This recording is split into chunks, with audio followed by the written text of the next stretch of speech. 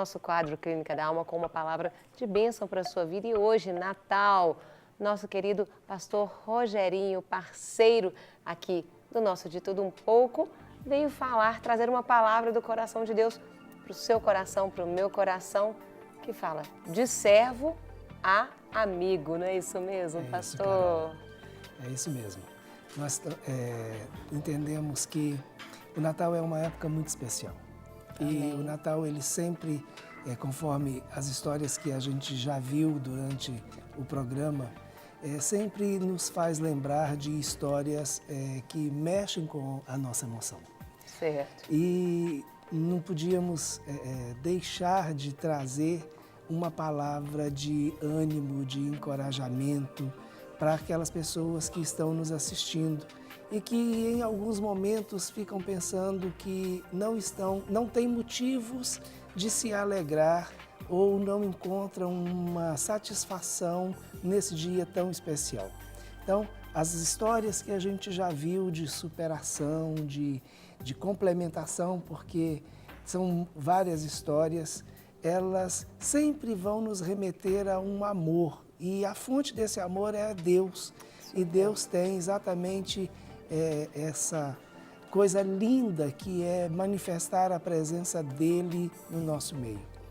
E hoje, de uma maneira muito especial, nessa manhã de Natal, talvez você possa estar pensando assim: eu passei sozinho, eu não tenho motivos para me alegrar. Hoje é uma manhã que poderia ser uma manhã de um dia qualquer. Como uma outra qualquer.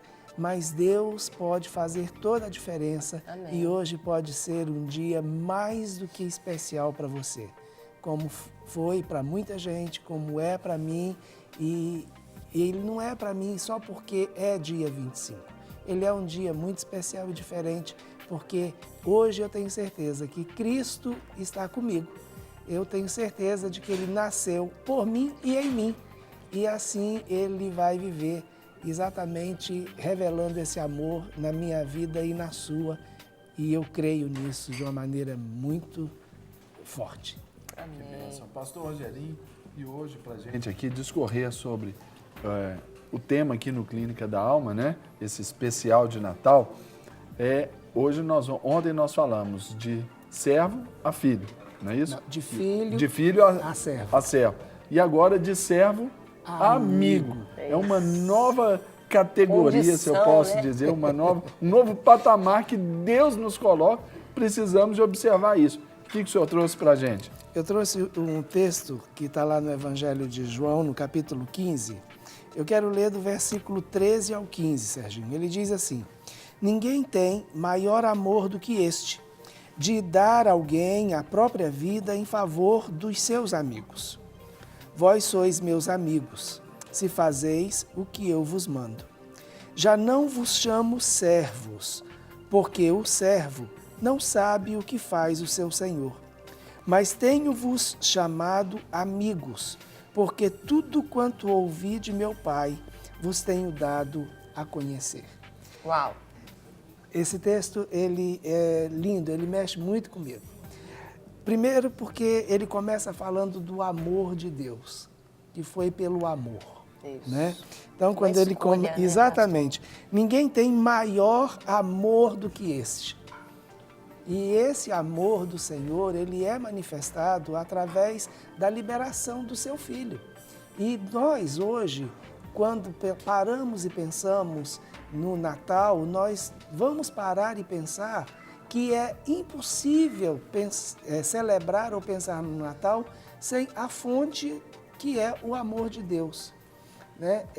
Eu costumo, interessante, que muitas vezes nós conectamos a questão da humilhação de Jesus no fato de todo o seu sofrimento e de tudo aquilo que ele passou até a sua morte na cruz. Mas quando nós olhamos pelo nosso contexto e aquilo que nós, como seres humanos, somos, e sabemos que Jesus ele veio como homem, ele teve, Serginho, que abrir mão de toda a sua glória. A humilhação de Jesus não começou ali na Via Crucis, não começou ali no Getsêmani. A humilhação de Jesus começou quando ele abriu mão de toda a sua glória e, como Criador, deixou de ser o Criador e passou a ser criatura. Ele se diminuiu. Então, aquele que criou todas as coisas e que sustenta todas as coisas pela palavra do seu poder, ele abriu mão de todo esse poder e se identifica com a criatura, largando toda a sua glória. Isso é humilhação. Humilhação não é, essa é a verdadeira humilhação. E a verdadeira humilhação, ela acontece exatamente nesse processo de Jesus se encarnar, que é o que nós comemoramos hoje, no dia de Natal. E quando a gente fala de ontem, nós falamos sobre essa identificação enquanto filhos e agora enquanto amigos, mais uma vez nos mostra que esse nível de relacionamento humano conosco é que nos motiva, porque esse status de amigo de Deus também a Bíblia usa em outras ocasiões e isso é para a gente também nos dias atuais, né, Rogerinho? Com certeza, Serginho. Eu quero aproveitar, você tocou na questão de ontem. Ontem nós falamos exatamente nisso. O Senhor, quando Ele nos chama para sermos filhos. O Senhor, Ele não nos chama, a princípio, para que nós venhamos a ser servos. Eu quero focar isso porque há uma ideia muitas vezes onde nós colocamos o serviço na frente da filiação. Na realidade, nós desenvolvemos no serviço, mas o propósito maior de Deus é nos trazer de volta para Ele na condição original de sermos filhos de Deus, à sua imagem e sua semelhança. Agora, à medida que nós, como filhos, entendemos que fazemos parte de um processo de reino, nós nos posicionamos como servos. Então, nós, na realidade, somos servos porque fizemos a opção de servir como Cristo serviu, né? E quando nós servimos, nós expandimos o reino do qual nós somos parte dele. E somos herdeiros. E somos herdeiros. E aí, essa relação de amizade, sabe, ela se justifica. Então, nós somos um com ele, fazendo a expansão do seu reino, que é o nosso reino. Então, aí eu vejo como Jesus foi maravilhoso com os seus discípulos e conosco, quando ele coloca exatamente essa situação. Vocês não estarão só. Você nunca vai estar só, porque eu sou seu amigo. Você antes era servo, mas agora você está em uma condição que é a condição de ser meu amigo. E amigo tem aquela conotação de intimidade. Mas o amigo também, conforme o texto de João 15, ele precisa aceitar ser confrontado, né? Quando Jesus fala sobre o pai podar, o pai cortar os galhos, com né? certeza. Ele precisa aceitar também esse confronto do próprio Jesus por meio do Espírito Santo. Não, e ele diz, né, no verso 14, vocês são meus amigos porque fazem aquilo que eu vos mando. Então é a questão. Se eu obedeço, eu estou me colocando como servo. Aí, porque eu faço o que ele manda, ele me coloca numa posição de amigo. Caso contrário, não sou considerado não amigo sou, dele. não é porque eu quero ser, é porque ele me faz. Sim, me considera. Agora eu fiquei... a mentalidade... Desculpa, Carol, pode falar. Eu fiquei pensando, às vezes, isso é uma grande transformação que precisa de acontecer no nosso interior, porque muitas vezes você tem a condição de amigo, o Senhor quer que você viva isso, mas você ainda está como servo. Sim. Aquilo é como se você saísse do Egito, mas o Egito não saiu de você. Não saiu de você. E eu vejo que muitas vezes, muitas pessoas estão relacionando com Deus não como deveriam, mas com o coração preso àquilo anteriormente, não é, pastor? E é muito interessante, Carol, quando você coloca esse ponto de vista, porque nós temos 3 coisas muito fortes que a gente está trabalhando de ontem para hoje, e que são 3 definições que precisam ter muita clareza para nós. Primeiro, ser filho, ser servo e ser amigo.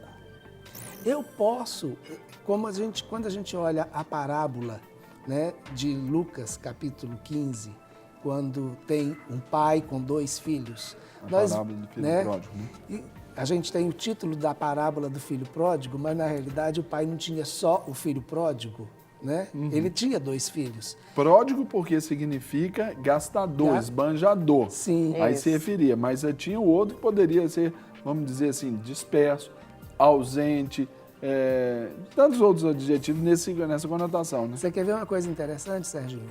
Quem realmente conhecia o pai? O pródigo. O pródigo.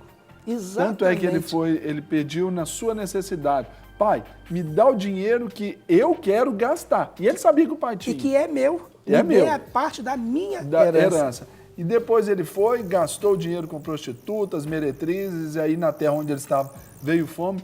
Ele pensou assim: gente, eu conheço meu pai. Meu pai trata muito bem os servos. Exatamente. Então tem que voltar. Ele conhecia, realmente o filho mais novo conhecia o pai. Agora, o filho mais velho, ele se posiciona mais como servo do que como filho. Porque, como você leu no texto de João 15, o servo não sabe o que faz o seu senhor. Exatamente. Peraí, será que o meu senhor, ele tem esse dinheiro? Será que o meu senhor, ele vai poder me dar um pagamento de um 14º? Vivemos aí o 13º. Será que ele vai me dar o pagamento 14º? Que na verdade seria aquele novilho que ele queria ali assar com os amigos. Então, essa é a mentalidade. Essa realmente Carol, o centro da questão. É como eu me vejo dentro do reino e como que eu vejo a eficácia de Jesus na minha vida.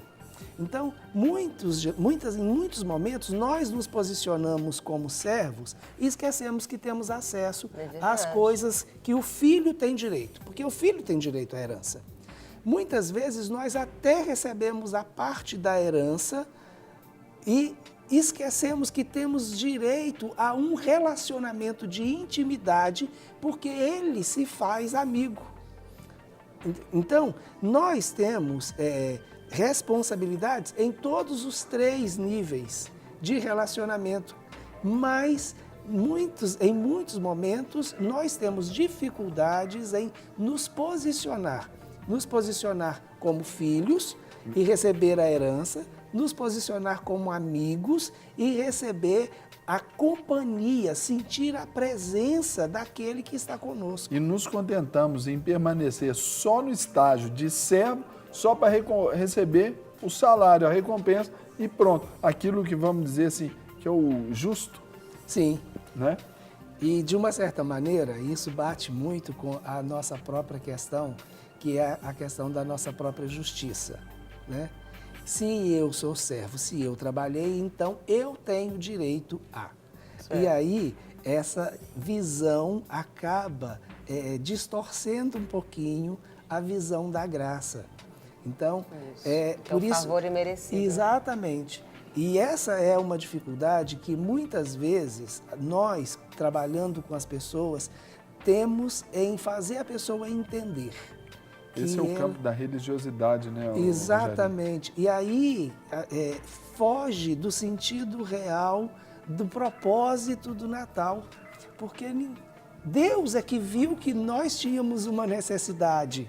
Por isso Ele enviou Jesus. Né? Deus é que manifestou o seu grande amor por nós. Por isso Ele falou com o Filho e o Filho resolveu abrir mão da sua glória e encarnar. E esse é um presente mais maravilhoso que a gente poderia pensar e que a gente poderia ter. Pastor, então para a gente fechar, deixa assim uma última mensagem para o nosso telespectador. Né? A condição que ele tem hoje, é que o Senhor, Ele nos dá essa condição. Amém. Amigo, o Senhor te coloca como amigo hoje. Ele sabe que você tem dificuldades, mas Ele também sabe que você tem necessidades. Amém. Ele tem intimidade com você, ainda que você não tenha facilidade para abrir o seu coração para Ele. Ele te conhece, Ele não te deixa sozinho, Ele está sempre com você, Ele não te abandona e Ele vai fazer com que você realmente possa desfrutar da companhia dEle porque esse é o propósito dele. Que essa seja realmente a mensagem mais importante que você possa receber hoje. Você não está só. Jesus Amém. está com você. Amém.